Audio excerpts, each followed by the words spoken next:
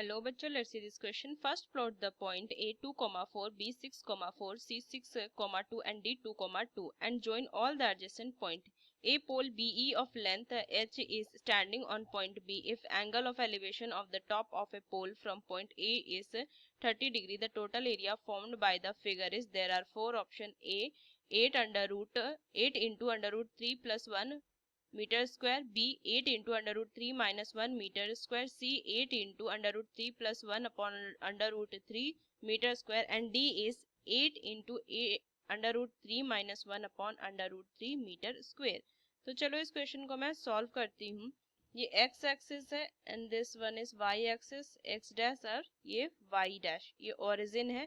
ये पॉइंट 1 2 3 4 5 6 7 इस टाइप का, और यहाँ से ये 1 2 3 4 5 6 एंड सो ऑन, -1 -2 -3 -4 -5 न -6 -1 -2 -3 एंड सो ऑन। तो चलो इस क्वेश्चन को मैं सॉल्व करती हूँ। तो की कंसेप्ट मैं पहले अप्लाई करूंगी। की कंसेप्ट, तो इस क्वेश्चन को सॉल्व करने का की कंसेप्ट है ट्रिग्नोमेट्रिक रेशियोज की वैल्यू। अगर मैं यहाँ से लिखूं ट्रिग्नोमेट्रिक रेशियोज वैल्यू, मुझे पता है tan 30 is equal to 1 upon under root 3 है। ये कुछ वैल्यूज मुझे पता होना चाहिए। चलो इस क्वेश्चन को अगर मैं सॉल्व करूं, इनको पहले मैं प्लॉट कर देती हूँ पॉइंट ए को। तो 2, 4, तो 2x एक्सिस 2 और ये 4, तो ये पॉइंट जो होगा वो यहाँ पे कहीं होगा। 2, 4, B 6, 4, 6, 4, ये पॉइंट कहीं यहाँ पे होगा B 6, 4 एंड C 6, 2, 6, 2, ये पॉइंट में 6,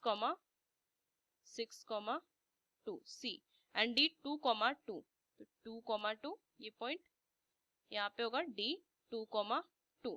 इनको अगर मैं मिलाऊं इस तरीके से, A को B से, A को D से एंड यहाँ पे मैं इस तरीके से इनको मिलाऊं, ए पोल B of height H is standing on point B, BE।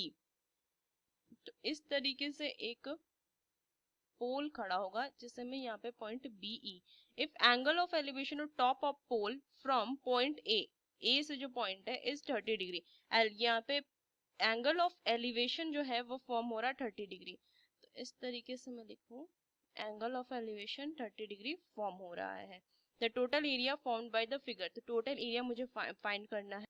चलिए इस क्वेश्चन को अगर मैं सॉल्व करूँ, तो ए बी का अगर मैं लेंथ देखूं, ए बी कितना है, इनकी बी को जो वाई कोऑर्डिनेट्स वही हो गए, तो ये जो लेंथ है 4, तो ये 4 मीटर है। इन ट्रायंगल ए बी ई में अगर मैं चलूँ, इन ट्रायंगल ए बी ई, तो ये राइट एंगल ट्रायंगल होगा, तो tan 30 अप्लाई करूंगी तो h अपॉन में ए बी में लिख सकती हूँ।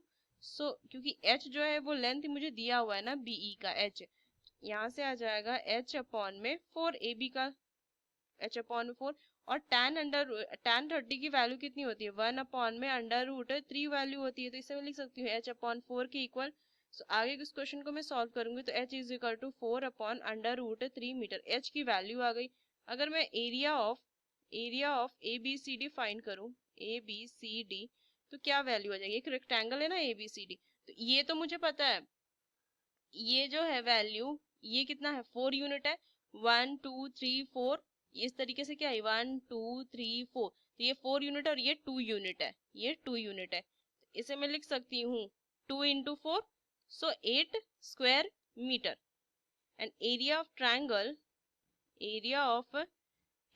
ए बी ई, अगर मैं देखूं 1/2 इंटू 4, ये तो वैल्यू कितनी है 4 है, और बीई एच की वैल्यू कितनी आई, मेरी एच की वैल्यू आ गई 4 अपॉन में अंडर रूट 3, तो 1/2 into 4 upon under root 3, so value कितनी आ जाएगी 8 upon under root 3 metre square. ये इन दोनों का एरिया अगर मैं ऐड कर दूं तो टोटल एरिया निकल जाएगा फिगर का।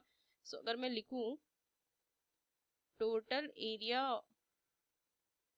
Of figure, total area of figure is equal to 8 plus 8 upon under root 3 metre square. So value आ जाएगी 8 कॉमन 1 प्लस में 1 upon under root 3. So value आ जाएगी 8 या एलसीएम अंडर रूट 3 आ जाएगा तो 3 प्लस में 1 मीटर स्क्वायर. ये फाइनल आंसर आ जाएगा. मैं अब इसको ऑप्शंस में मैच करूंगी. अगर मैं देखूं तो कौन सा ऑप्शन सही होगा. 8 into under root 3 plus 1 upon under root 3 meter square. Option C. Using this key concept, we solve this question. Hope you understood it well. Best of luck. Thank you.